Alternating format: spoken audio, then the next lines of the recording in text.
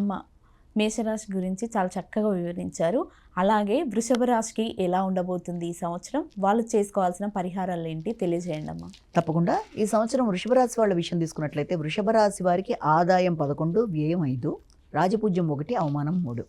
అలాగే ఈ సంవత్సరం వీళ్ళకి వృషభ రాశి వాళ్ళకి ఈ యొక్క గురుబలం వల్ల వీళ్ళకి ఎలా ఉంటుందంటే, ఈ గురుడు మొదటి హాఫ్లో తీసుకున్నట్లయితే గురుడి వల్ల వీళ్ళకి ఏంటంటే ప్రతి విషయంలో కూడా కొన్నిసార్లు గౌరవం ఉంటుంది, శ్రమ తగిన ఫలితం దక్కుతుంది, అది కూడా లేటుగా రావడానికి అవకాశాలు లాంటివి ఒకటి ఉంది.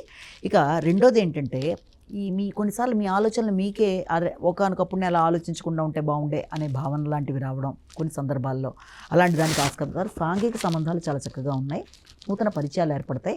ఆ స్నేహ సంబంధాలని ఆ పరిచయాలని కేవలం మీ కొరకు మీరు వాడుకోకుండా దాన్ని మీ యొక్క శ్రేయాభిలాషుల కొరకు కూడా ఉపయోగించుకున్నట్లయితే అది చాలా చక్కగా డెవలప్ అవుతూ ముందుకెళ్ళడానికి ఆస్కారం అనేది ఒకటి కనబడుతుంది.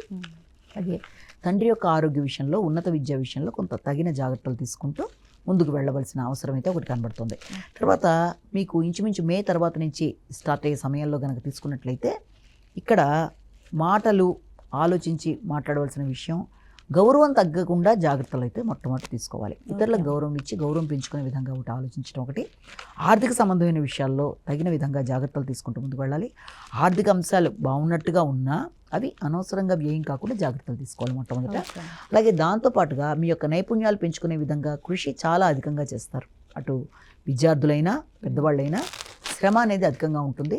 శత్రు రోగ రుణాలని అధిగమించే ప్రయత్నాలు అనేవి చాలా గట్టిగా చేసే అవకాశాలు లాంటివి కనబడుతున్నాయి. అదేవిధంగా ఆరోగ్య సంబంధమైన విషయాల్లో కొంత జాగ్రత్తలు తీసుకుంటూ ముందుకు వెళ్ళాలి. అంటే ఖర్చులు, ఆకస్మికమైన ఖర్చులు, అనవసరమైన ఖర్చులకు ఆస్కారం ఒకటి. రెండోది ఆరోగ్య సంబంధమైన ఖర్చులకు కూడా అవకాశాలు లాంటివి కనబడుతున్నాయి.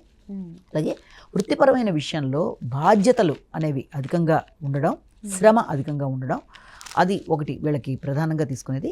రెండోది ఏంటంటే ఎప్పుడైతే ఆర్థిక సంబంధమైన ప్రయోజనాల కొరకు వీరు ప్రయత్నాలు చేస్తూ ఉంటారో ఆ సందర్భంలో కొంత ఘర్షణకు లోనే అవకాశాలు అంటే ఉన్నాయి. ఆర్థిక ప్రయోజనాల విషయంలో ఆ రకమైన ఇబ్బంది ఒకటి.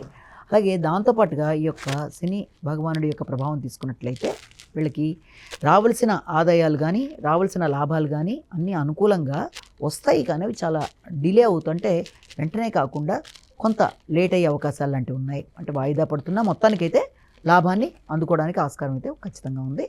తర్వాత దాంతోపాటుగా ఇంకొకటి ఏంటంటే ఆరోగ్యం మీద శ్రద్ధ అనే మాట కన్నా కూడా కొంత బద్ధకం అనేది పెరుగుతుంది. అంటే సర్లే ఎలాగో జరిగిపోతున్నాయి కదా కార్యక్రమాలు అన్నట్టుగా దాన్ని నిర్లక్ష్యం చేయకుండా ప్రతి విషయంలోనూ కూడా అంటే రావాల్సిన శ్రమకి తగిన గౌరవం రావడంలో కూడా వీళ్ళకి కొంత డిలే అవుతుంది. వస్తాయి కానీ కొంత డిలే అవుతాయి. అలాగే ఇంకా వీళ్ళకి సంతానం కూడా అభివృద్ధికరంగా ముందుకెడతాయి. ఆలోచనలు ఆలస్యంగా వచ్చినా చక్కగా ఫలిస్తాయి. మంచి ఆలోచనలే ఫలిస్తాయి, కానీ అవి చాలా డిలే అవుతూ రావడం అనేది ఒకటి. ఇక దాంతోపాటుగా ఏంటంటే ఆరోగ్య విషయంలోనూ ఆకస్మికమైన విషయాల్లో కొంత జాగ్రత్తలు తీసుకొని అయితే ఖచ్చితంగా ముందుకెళ్ళాలి. ఇక ఈ రాహుకేతుల విషయంలో కూడా తీసుకుంటే ఇది స్టార్టింగ్లో అంటే మే దాకా ఉండే టైంలో లాభదాయకంగానే ఉంది. అలాగే మీకు దూర ప్రదేశాల్లో ఉండే వ్యక్తులతో కూడా అనుకూలతలు లాంటివన్నీ అనుకూలంగా ఉంటాయి. తర్వాత రాబోయే సమయాన్ని మనం తీసుకున్నట్లయితే మే నుంచి తర్వాత వృత్తికి సంబంధించిన విషయాల్లో కొంత ఘర్షణ, ప్రెషర్ ఎక్కువగా ఉంటుంది. వృత్తిలో మీరు ఆశించిన విధంగా ఉండే అవకాశాలు లాంటివి అంటే మీరే ప్రణాళిక ప్రకారం పెడదాం అనుకుంటున్నారో ఆ విషయంలో ఆ స్థాయి అనేది లేకపోవడం వల్ల కొంత ఘర్షణగా ఉంటుంది. అలాగే ఈ యొక్క రాహుకేతువులో ఈ కేతు ప్రభావాన్ని కూడా మనం తీసుకుంటాం కాబట్టి కేతు విషయంలో మాత్రం గృహ వాతావరణం, విద్యా సంబంధమైన విషయాలు, వాహన సంబంధమైన విషయాలు, తల్లి ఆరోగ్యం మొదలైన విషయాలు అన్నింటిలో కూడా కొంత ఎక్కువ శ్రద్ధ చూపిస్తూ ముందుకు వెళ్ళాలి. విద్యకు సంబంధించిన విషయాల్లో విద్యార్థులు తగిన శ్రద్ధ చూపిస్తూ ముందుకు వెళ్ళినట్లయితే అనుకూలంగా ఉంటుంది.